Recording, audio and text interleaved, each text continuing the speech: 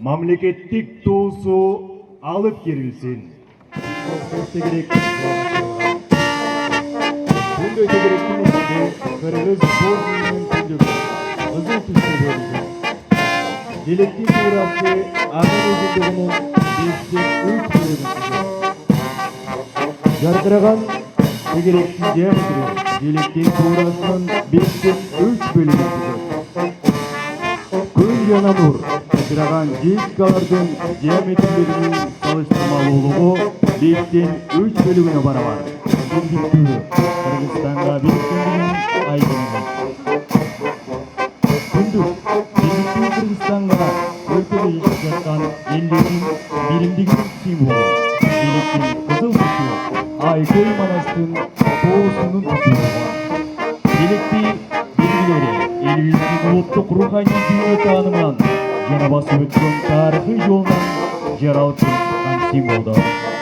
Bu simbolдордун мамлекеттик бийликти айкалышта чыгып турушу бөлөттүн, өнөрүбүздүн ыйыктыгын, элибиздин өткүндү унутпай, келечекке ийгөнүмдүү кадам койгондугун айдынлап турат.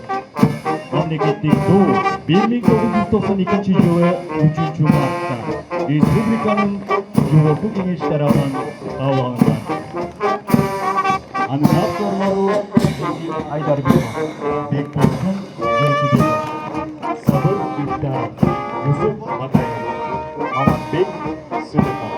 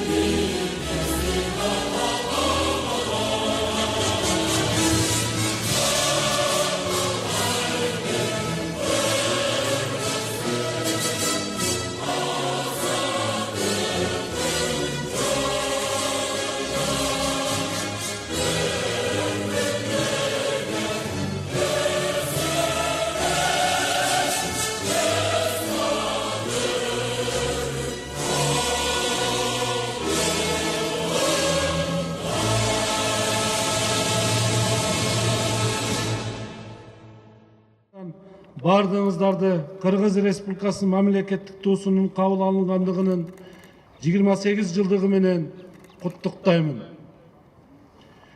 Жер бирей бер, эркиндиктин желеги аттуу аземге кош келиңиздер. Биздин аземге шаардык кеңештин депутаттары, элибиздин сыймыгы куту болгон биздин мамлекеттик тууну Жогорку Кеңеште кабыл алышкан легендарлуу парламенттин депутаттары жана коноктор келишкен. Бул сыймыктуу күн кантип тарыхый мааниге ээ болгонун айта кетүүбүз абзел. 1992 жылы 5 мартта легендарлуу парламенттин депутаты Бекмамат Осмонов баш болгон Жогорку Кеңештин депутаттары тарабынан чогулган элдин алдында Ош облустук мамлекеттик администрациясынын имаратында мамлекеттик туу чоң кубаныч, сүйүнүч менен илинген. Кыргызстандын эли эгемендүүлүк алганынын далили катары туу илингенде мамлекетибиздин ар бир жараны, ошонун ичинде Ош шаарынын тургундары көз карандысыз өзүнүн мамлекеттик тилине, чек арасына, өзүнүн конституциясына жана өзүнүн туусуна эгедер болгон эркин мамлекет болгондугунун чоң сыймыктануу менен жаш мамлекеттин дүйнө картасында саясатында жаңы чыйырын негиздешкен.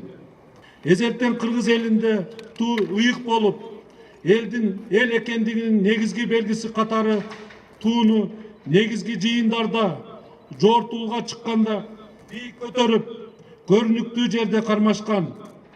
Тууга карай сыйынып, жокерлерге дем күч берип келген. Жаш жокерлер тизе бүгүп, тууну өп, ант беришкен.